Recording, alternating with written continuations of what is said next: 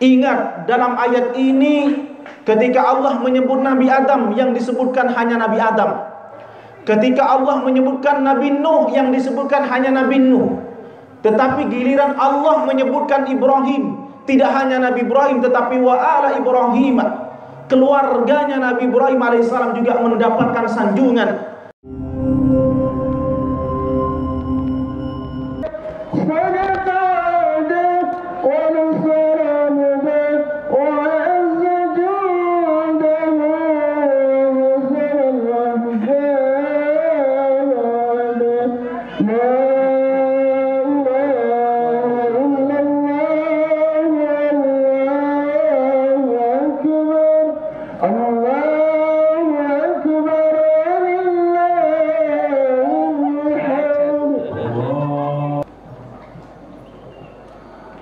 Allahu Akbar. Subhanallah. Allahu Akbar. Allahu Akbar. Allahu Akbar. Allahu Akbar. Allahu Akbar. Allahu Akbar. Allahu Akbar. Allahu Akbar. La ilaha illallah. Allahu Akbar. Allahu Akbar walillahil hamd. Alhamdulillah. Alhamdulillahilladzi جعل أول بيت وضع للناس للذي ببكة مباركا وهدى للعالمين وجعل شعائره بحرمه الأمين أشهد أن لا إله إلا الله وحده لا شريك له العزيز الرحيم وأشهد أن سيدنا محمدا عبده ورسوله صادق الوعد الأمين اللهم صل وسلم على سيدنا محمد وعلى آله وأصحابه وأمته أجمعين أما بعد فيا عباد الله اتقوا الله حق تقاته ولا تموتن إلا وأنتم مسلمون قال الله تعالى في كتابه العزيز أعوذ بالله من الشيطان الرجيم ومن يتق الله يجعل له مخرجا ويرزقه من حيث لا يحتسب وقال رسول الله صلى الله عليه وسلم اتق الله حيثما كنت وأتبع السيئة الحسنة تمحها وخالق الناس بخلق حسن صدق الله العلي العظيم وصدق رسوله النبي الكريم ونحن على ذلك من الشاهدين Ma'asyiral muslimin rahimakumullah. Melalui forum yang sangat terhormat ini, di hari yang sangat berbahagia ini, kami ingin menyampaikan pesan-pesan Allah, perintah Allah subhanahu wa ta'ala agar kita senantiasa meningkatkan iman dan takwa kita kepadanya dimanapun saja kita berada dan dalam situasi apapun kita berada. Terlebih saat ini kita sedang berada di hari yang sangat mulia. Harusnya iman dan takwa kita semakin meningkat dan semakin meningkat.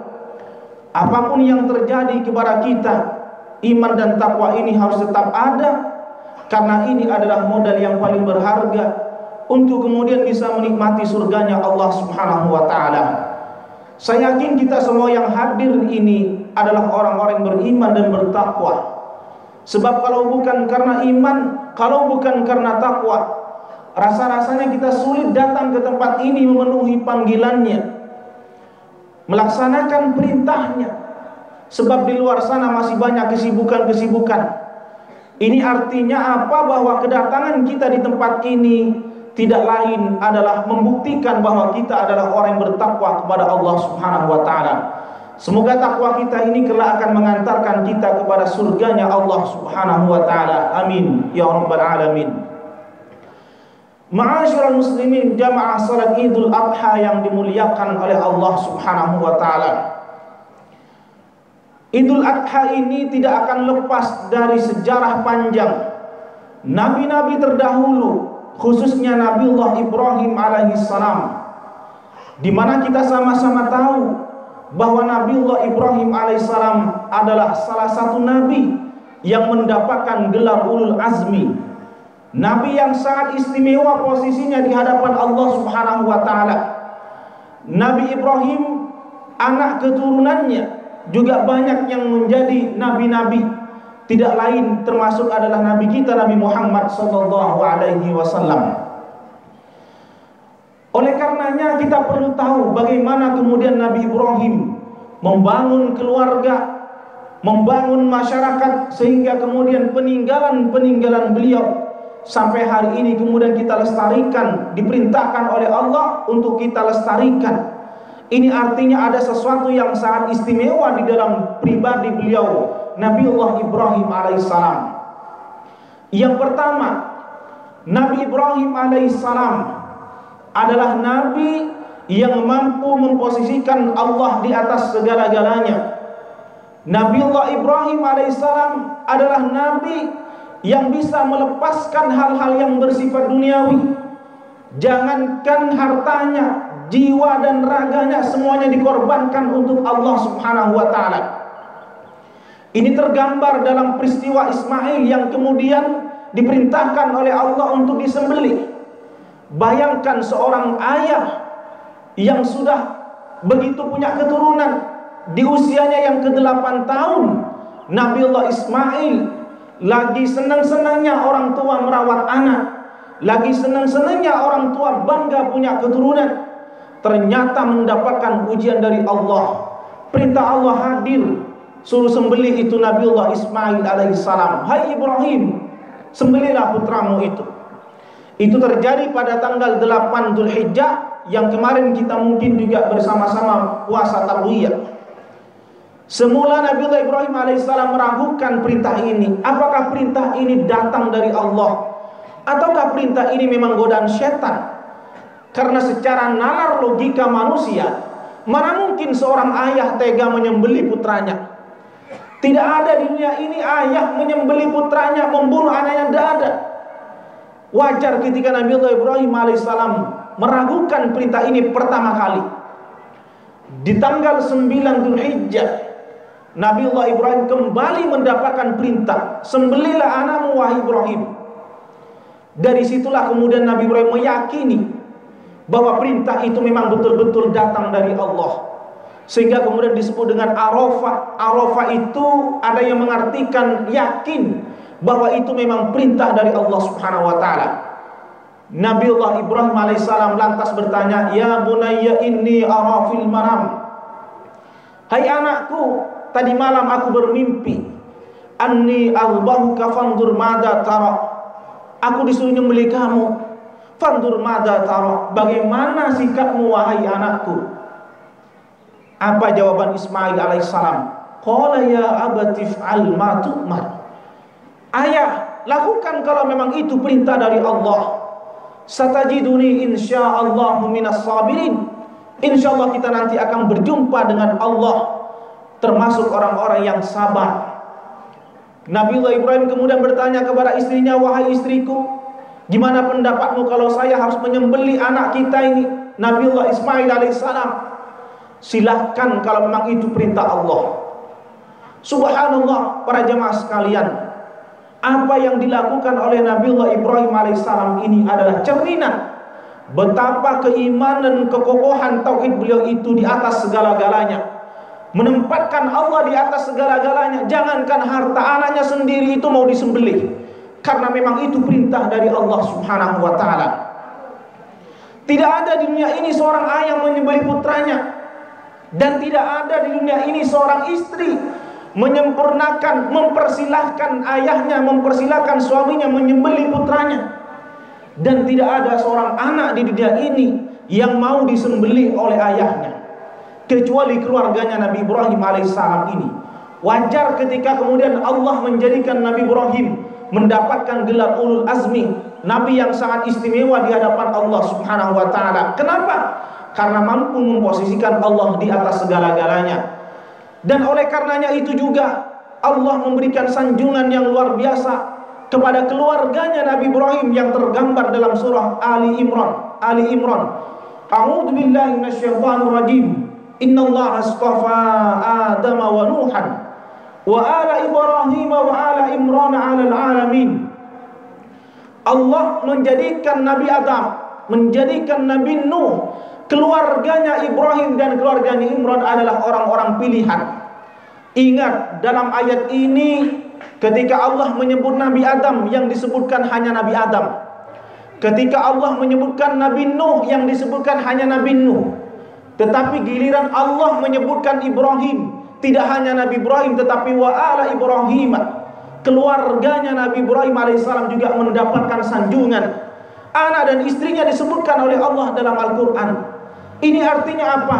Bahwa keluarga beliau ini adalah keluarga yang sangat spiritualis, keluarga di mana ketauhidannya, keimanannya kepada Allah melebihi dari atas segala-galanya, melebihi dari harta benda yang dia milikinya. Mana mungkin seorang keluarga yang kemudian mau bersama-sama bersepakat menyembelih anak? Tidak ada. Kalau hari ini ada seorang ayah membunuh anaknya, menyembelih anaknya itu atas dasar kebencian. Tapi Nabi Ibrahim alaihissalam menyembelih putranya bukan atas dasar kebencian kepada anak, tapi atas dasar cinta kasih dan sekaligus atas dasar ketakwaannya kepada Allah Subhanahu wa taala. Dan ini pula lah potret keluarga sakinah, mawaddah, warahmah.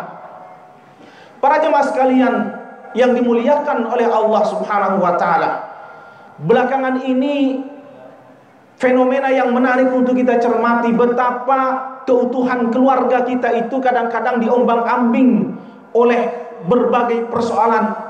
Ada persoalan ekonomi, ada persoalan keluarga, ada persoalan budaya, ada persoalan ideologi dan sebagainya. Nah, kalau kemudian kita mau meniru Nabiullah Ibrahim alaihissalam, persoalan-persoalan dalam rumah tangga itu tidak boleh menjadi sebab kemudian kita bercerai-berai dengan pasangan kita, karena itu akan mengakibatkan masa depan anak keturunan kita. Bagaimana Nabi Ibrahim kemudian membangun keluarganya? Tidak hanya beliau yang taat dengan Allah, istrinya adalah istri yang taat, putranya Ismail juga putra yang taat kepada Allah, sehingga kemudian dapat sanjungan dari Allah keluarganya beliau dalam Al-Quran. Dan inilah potret keluarga idaman, keluarga ideal. Suami, istri dan anak semuanya tunduk patuh terhadap perintah Allah, dan tentu ini adalah harapan kita bersama. Maka melalui momentum Idul Adha kali ini kami mengingatkan, mari kita kasihani, kita sayangi keluarga kita masing-masing. Jangan kemudian karena persoalan-persoalan tertentu itu kemudian menjadikan kita bercerai-berai.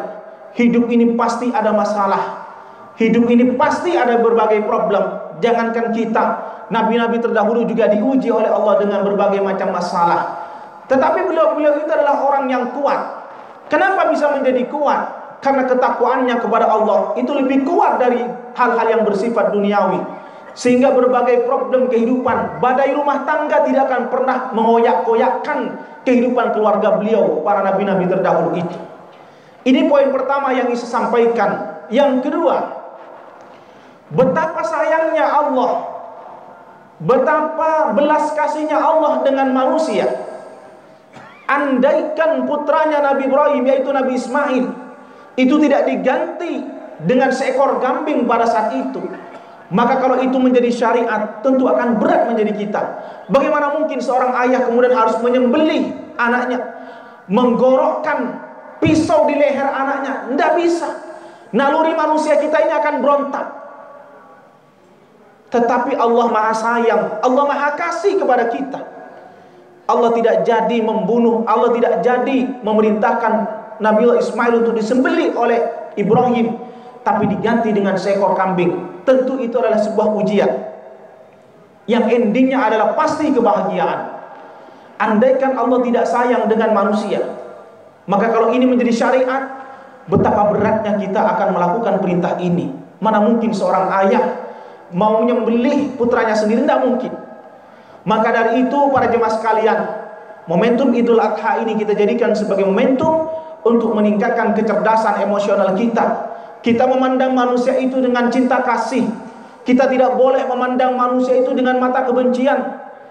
Syekh, salah satu kitab namanya Izatun Nasyi'in, Syekh Mustafa Walayaini berkata bahwa ciri-ciri keimanan seseorang itu adalah alladzina yanzuruna al-umma bi'ainir rahmah.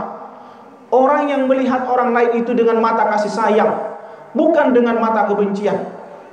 Nah, belakangan ini para jemaah sekalian, yang tampak di depan mata kita kebencian, kebencian dan kebencian. Bagaimana kehidupan manusia saat ini begitu mudah dan begitu murah. Pembunuhan terjadi di mana-mana. Saling sikat, saling sikut, saling mencaci maki dan sebagainya. Itu juga terjadi di mana-mana. Tentu itu tidak boleh. Dan itu bukanlah akhlak yang dicerminkan oleh nabi-nabi kita terdahulu, termasuk Nabiullah Ibrahim alaihissalam. Karena Allah itu maha cinta kasih. Maka kalau kita mengaku orang yang bertakwa, beriman kepada Allah, harusnya cinta kasih itu tertanam dalam diri kita. Memandang orang lain itu dengan mata kasih sayang, bukan dengan mata kebencian. Tidak ada alasan untuk membenci orang lain. Tidak ada alasan untuk kemudian menyakiti orang lain. Kalau orang memang dia merasa bertakwa, jangankan dia membunuh saudaranya, menyakiti saja sesuatu yang tidak mungkin. Kenapa? Karena bagaimanapun dia adalah makhluk Allah yang maha rahman dan maha rahim. Allah saja tidak jadi membunuh Ismail. Allah saja tidak jadi memerintahkan Ibrahim untuk menyembelih Ismail. Apalagi kita sebagai seorang makhluk, maka tentu kita tidak boleh menyakiti sesama manusia. Dan ini adalah pelajaran berharga. Apalagi saat ini media sosial bertaburan di mana-mana. Kadang-kadang momentum-momentum tertentu itu juga menjadi momentum untuk saling serang antara satu dengan yang lain. Hentikan semuanya itu. Kita bangun cinta kasih, kita bangun perdamaian, kita bangun kasih sayang. Insya Allah kita akan bersama-sama mendapatkan rahmat dari Allah Subhanahu wa ta'ala. Hadirin sidang salat Idul Adha yang dimuliakan oleh Allah Subhanahu wa ta'ala. Poin yang ketiga yang ingin saya sampaikan pada kesempatan ini adalah, mari momentum Idul Adha ini kita jadikan sebagai momentum untuk meningkatkan kecerdasan sosial, di mana ini tergambar dalam perintah Allah untuk melaksanakan ibadah kurban. Ibadah kurban tidak boleh kemudian harus dimakan sendiri. Ibadah kurban tidak boleh semuanya harus dikonsumsi pribadi. Semuanya itu juga harus dibagi dengan sesama, dengan tetangga. Ini artinya apa? Bahwa Allah memerintahkan kita untuk membangun kecerdasan sosial. Tidak boleh hidup menyendiri. Kalau di momentum Idul Fitri Allah perintahkan itu dalam wujud zakat fitrah. Kalau Idul Adha perintahkan itu semua dalam ibadah kurban. Agar apa? Semua umat manusia sama-sama merasakan dan sama-sama menikmati daging kurban yang nantinya akan disembelih setelah ini. Masya Allah, luar biasa perintah Allah ini. Allah betul-betul memperhatikan hak-hak manusia. Tidak boleh hari ini ada yang kelaparan. Tidak boleh hari ini ada yang tidak bisa makan.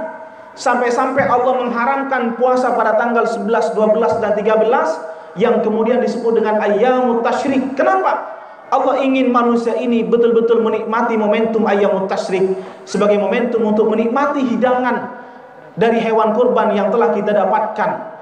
Ini semua menunjukkan betapa Islam itu betul-betul mengajarkan kecerdasan sosial, kecerdasan emosional. Hidup tidak boleh menyendiri, tetapi hidup harus memikirkan tentang kepentingan orang lain juga.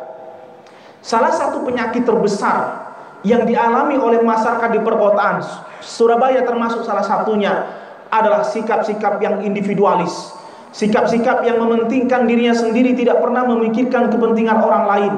Yang penting diri saya kenyang, orang lain terserah. Yang penting diri saya baik, yang lain terserah. Tidak ada kepedulian sosial. Tidak ada kemudian rasa tenggang rasa bersama-sama. Emosional kita kurang memahami perasaan orang lain. Maka dari itu momentum Idul Adha ini adalah momentum untuk membangun kecerdasan sosial, kecerdasan emosional.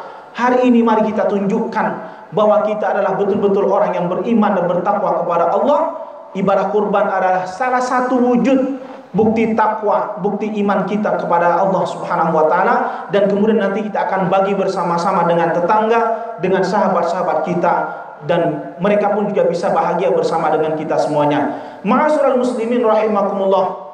Inilah khutbah singkat yang bisa kami sampaikan. Semoga bermanfaat dan mudah-mudahan apa yang saya sampaikan ini juga menjadi motivasi bagi kita, menjadi penggugah bagi kita untuk menuju insan yang lebih baik, menuju khairun nas anfa'uhum linnas, menjadi insan yang mampu mempersembahkan kemanfaatan untuk umat manusia. Amin ya rabbal alamin. A'udzu billahi minasy syaithanir rajim. Bismillahirrahmanirrahim. Inna a'tainakal kautsar fasalli li rabbika wanhar inna syani'aka huwal abtar. Barakallahu lakum fil Qur'anil azim wa nafa'ani wa iyyakum lima fihi minal ayati wa dzikril hakim wa taqabbal minni wa minkum tilawatahu innahu huwas samiul alim.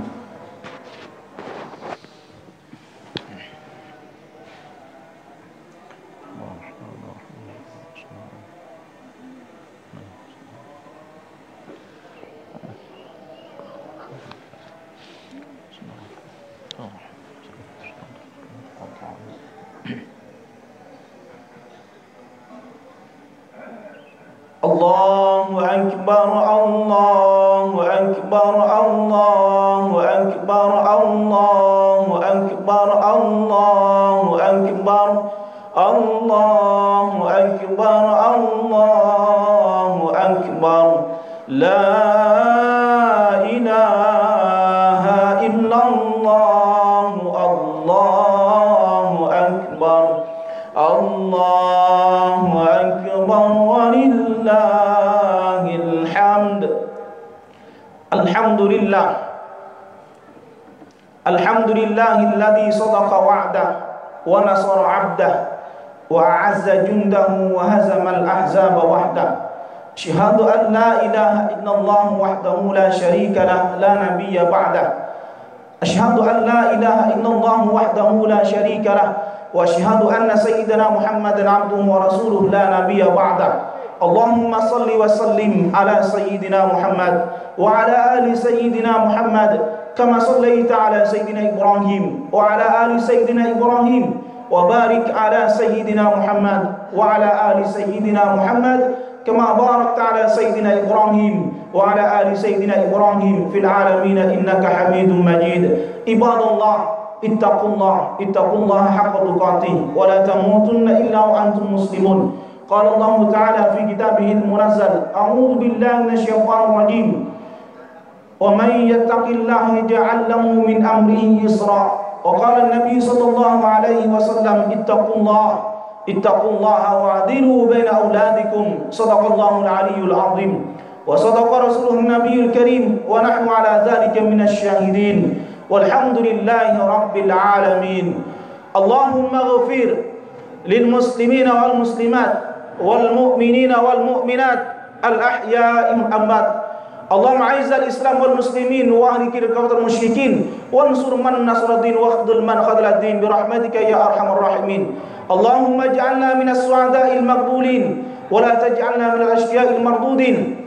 Allahumma barik lana fi syahri dzil hijjah.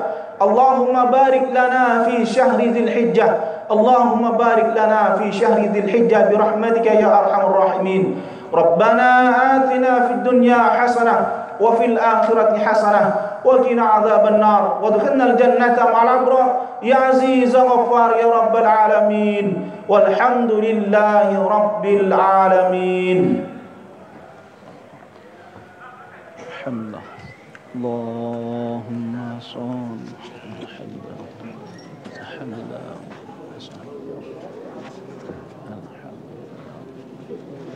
Iya, sama-sama.